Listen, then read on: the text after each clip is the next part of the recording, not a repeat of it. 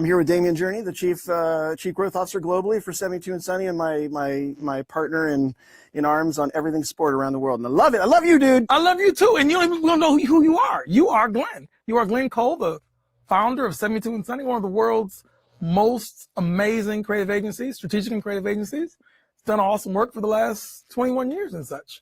Thanks for being here with me, buddy. The last 5 with you. It's been great. Yeah, man. I've enjoyed every bit of it. So let's talk about that a bit. We talk about 72andSunny as a place. People know it as a thing, but you founded it. What was the origin story and why is that important?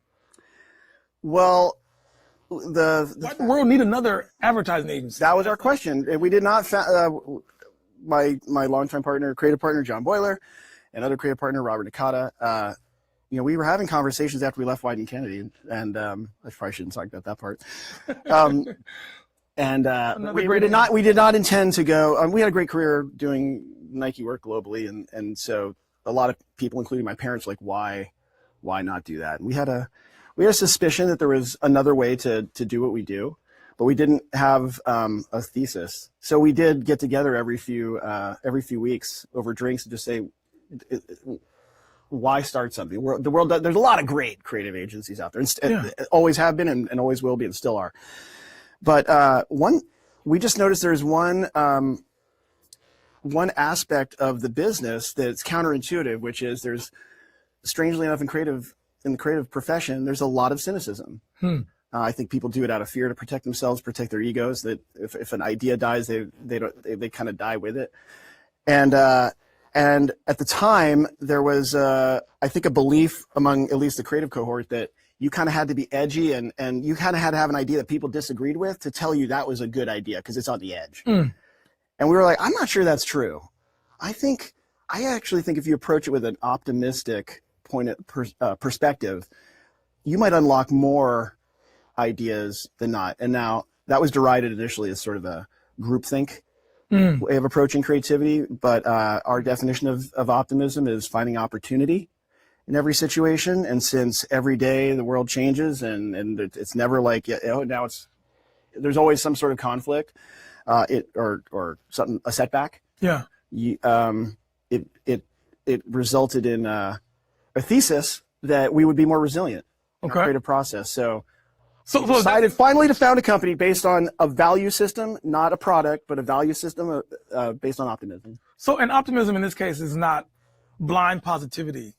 It's something different. Can you just double click a little bit more on how you think about it? I view positivity as an attitude, whereas optimism is an ethic. It requires rigor. It requires not just seeing, hey, what's the positive potential here? You also have to know where death may lie, where the existential end of things may lie, so that when you have an idea, you don't just go flying off a cliff because you didn't go to see where the cliff's edge was. So it's a practice. It's actually something at the company we train for those who want it, and I probably take the most joy in both teaching and learning more about it every day. Well, as a new entrant to the process, as someone who's joined the platform just 5 years ago, I can say that we also seem to do a really good job of checking for it before entry. You're looking for people that kind of have some of that natural optimism that as defined by 72andSunny. As we bring in people into the process, and then we also train them on what it means and how we apply it. So I think that's part of the magic as well, as I've observed, is that the people around all kind of have a similar vibe. They're on a wavelength that's different than other places. I think the tell in casting people is who's a learner, who's curious. That to me is the number one thing I'm looking for, because those people tend to believe if I just listen to enough perspectives and try on ideas, but then see how people respond, they tend to trust that the best idea, at least in mass media, this isn't fine arts, this is commercial arts, right? The best idea will float to the top. And it doesn't have to be, I had an idea and I'm selling you on it, telling you that it's good, when maybe the room doesn't always agree. And if you're not a learner or curious, you don't care what those people think. You're just trying to sell your thing. Right. If you're a learner and curious, you are going to have to sign up for more work. You got to listen more, which is exhausting. And you got to be You got to be willing to put your ego aside at times, Mm-hmm. but you trust that the best thing flows to the top. And I think that's why the work has come out the way it does. We don't have a house style, but I think there is like you can feel the values in the work. Yeah. And in the clients, I think, who are the partners who work with us. Totally. So that's an interesting place to jump to, because optimism was a founding value. It was an ethic, is an ethic, part of our value system. But recently we've been talking a lot about play to win as maybe the way we actually show up in the world, or the way we go about business. Talk to us about play to win. What is that concept? Play to win, it almost needs a break. It's like play, but to win. So in our business, because we're in the commercial arts, not the fine arts, if you're in the fine arts, you can just be an artist and you can play all day. That can be the outcome, is the result of play. Right.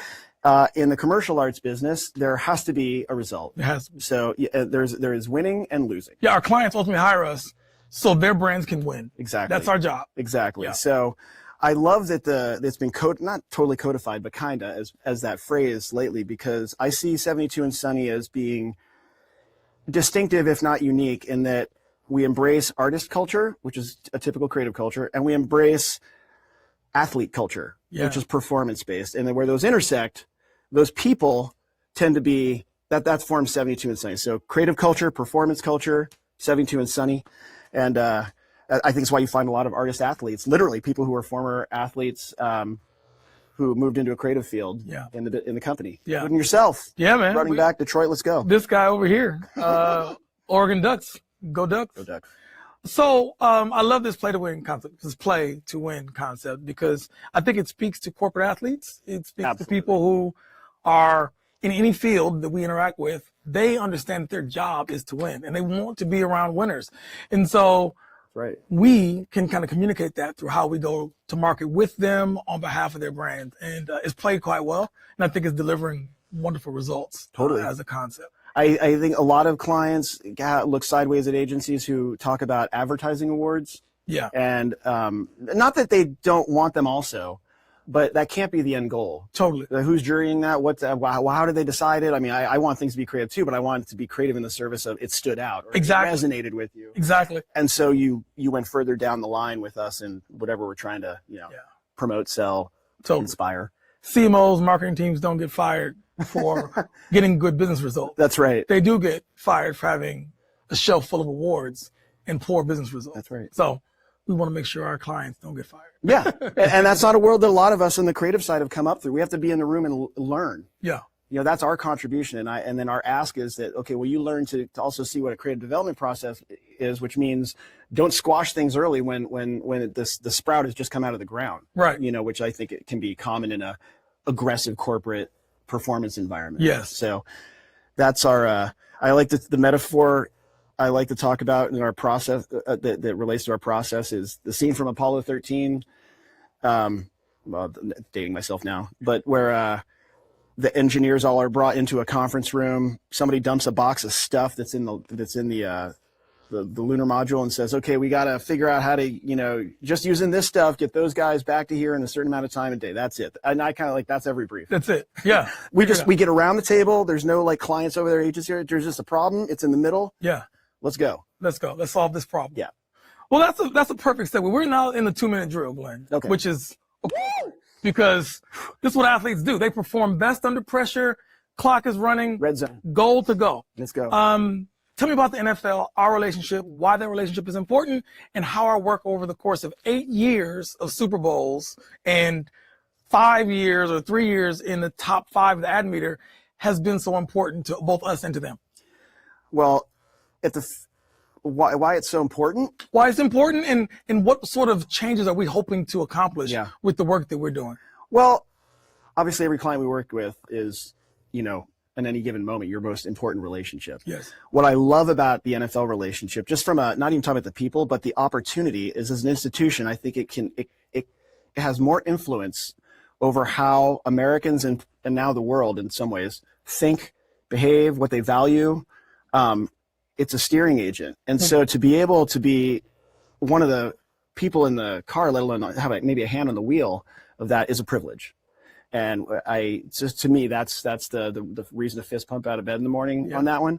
Now, Because it has a scale. It can It impact has scale. If you do something, it really makes a tangible difference. Yeah. And yes, the creative awards are nice, but if you look at the Super Bowl work we've done from the first flag football, the first NFL spot for a male tackle sport featuring Deanna Flores, a Hispanic woman non-tackle football player, that I think is inarguable that created a tidal wave. momentum tidal wave that has resulted in contributed to flag football being an Olympic sport, professionalization, a league coming. Under Armour has a roster of flag football athletes. They just put out an ad about them yesterday, just the women. So that kind of impact is that's the why. And then there's the people. So we have a long relationship with Tim Ellis. We've been working with him for 15 years now. Half that tenure was when he was at Activision, doing work with them on Call of Duty and their other brands. And then when he moved to the NFL, we did have to pitch for it. We pitched? Which was Hey, hardcore. no problem. There were We played to win. great companies. We played to win. Yeah. We came out swinging. Our first ad, I think, was the USA Today ad meter #1. Ad meter #1, first off the board. Look at that. So on the ad side of things, very proud of that. But since then, I'm most proud of like what we've done, I think, for the sport, for participation in sport, at times contributing to unify the country or inspire mentorship. Yeah. It takes all of us. Those sorts of stencils in the end zone, we were a part of. It takes all of us was our proposal for their Inspire Change campaign as a rapper, which went far beyond ads. It's now in every end zone or on every field. Yeah. Permanently. Talk about impact in the 2020 time frame when the world seemed like it was falling apart in all the ways, including racially, to bring people together with that sort of message in such a prominent way. It was really remarkable. So I'm really happy that we've had a chance to be a part of that. I absolutely love being your partner in this process. That is beautiful. And let's go kick asses and take more names. Let's go.